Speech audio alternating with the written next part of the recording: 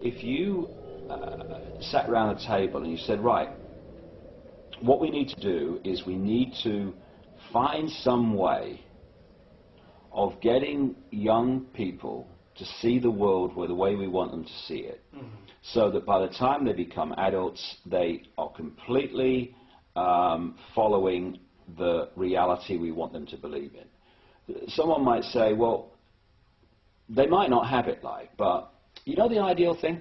What we do is we have a system where we take children away from their parents at least 5 days a week, all day, from about the age of 4 and 5, and we have control of their minds until they're about 17, 18. That would be ideal. Well, of course, that's what happens. It's called the education system. Yes. And it's indoctrination. And John D. Rockefeller, I think, voiced the beliefs of this ruling elite that wants to try to homogenize our education system when he was quoted as saying, "I don't want a nation of thinkers, I want a nation of workers."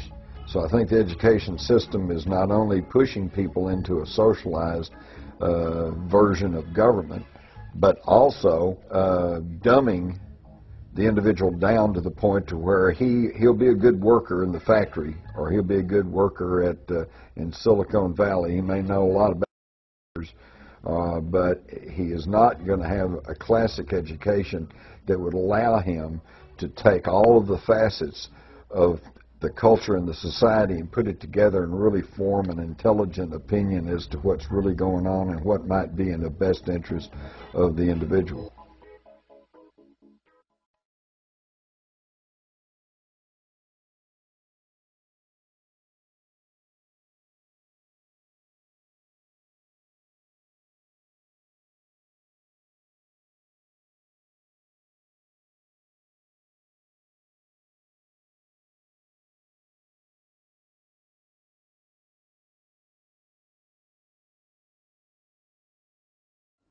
The brain is two halves of the brain.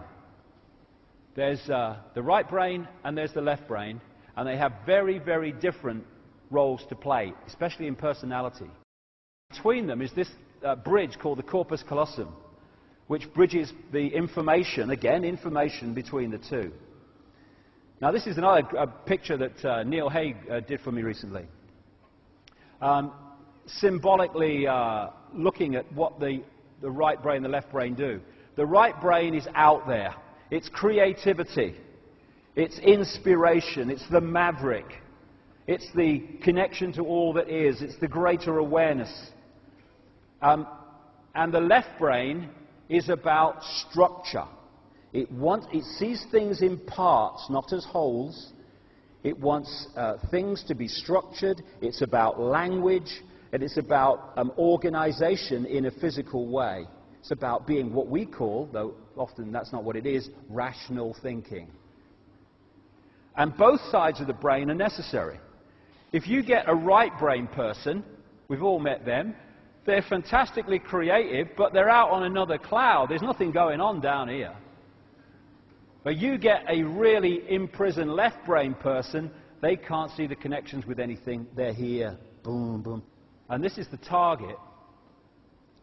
The left brain. The soldiers on the door.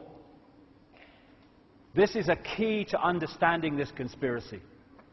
The whole of society is structured to turn people into left brain prisoners who experience reality through that version of perception. Apartness, division, I am Charlie Smith.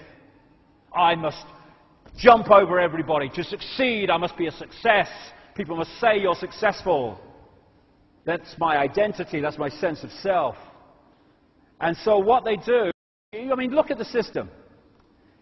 If you want to progress within the system, this left-brain society we live in, then you have to be very, very good at exams. You go to school, you pass exams. And what are you doing in exams? You're taking information given to you, you're putting it in the left brain, you're holding it, you're regurgitating it out on an exam paper by telling the system what it's told you to believe.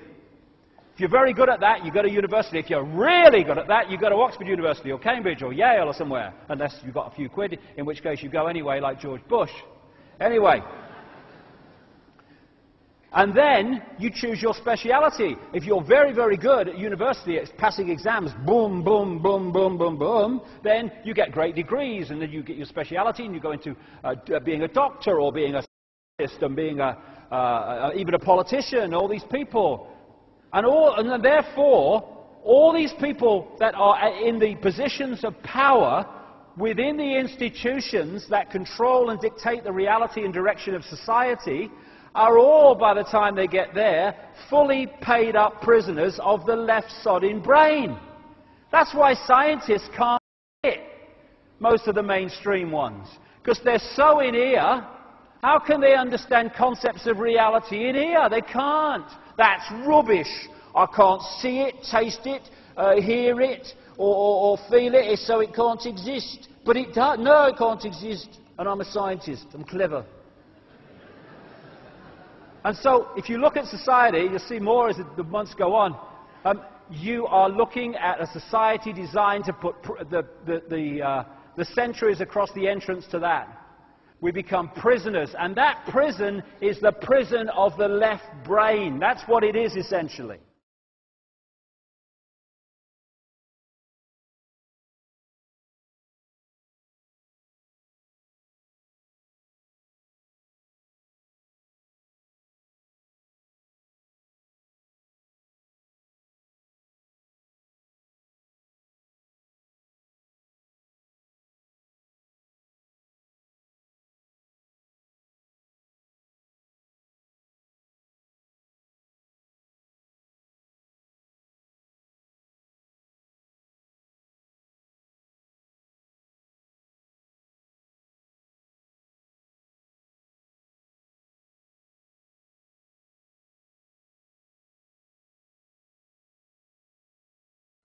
Since the late 19th century, since the time of Darwin, in fact, in part because of Darwin's writing in The Origin of Species, came to accept a convention, a definition of science that excluded the possibility of design as a scientific explanation.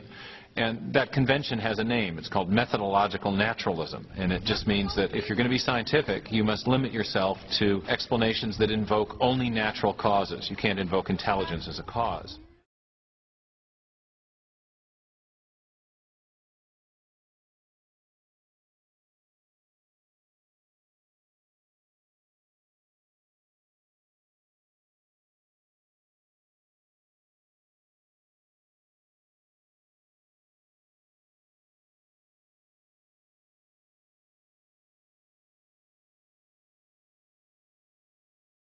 When we look at the current evidence, the evidence that keeps coming out in the media, we have to ask ourselves, is there an agenda behind it? And you have to realize these paleoanthropologists, if they're not making finds, they don't get research grants, they don't get their name in the paper, they don't get to publish. Nowadays in science it's publish or perish, and they have to have something, and when you're desperate, you've got to come up with something.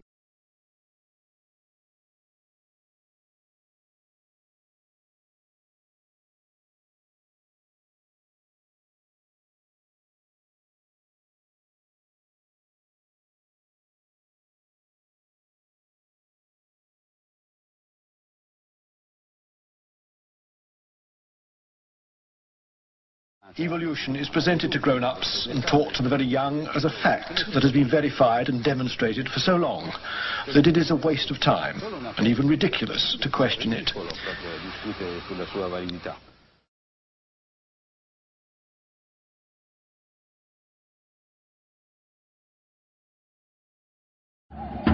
The only defense left to evolutionists against all these scientific facts is just one thing: propaganda. The baseless scenario of the human evolution is imposed on the public by means of imaginary drawings that appear in evolutionist publications. In these drawings, creatures with hairy bodies and simian features are decked out with overtones of human-like motifs. The given impression is that these half-man, half-ape transitional forms did live once. From time to time, drawings that snapshots from the social life of these creatures are made. These misleading drawings are introduced in a particular sequence to engrave the scenario of the human evolution on the subconscious of society.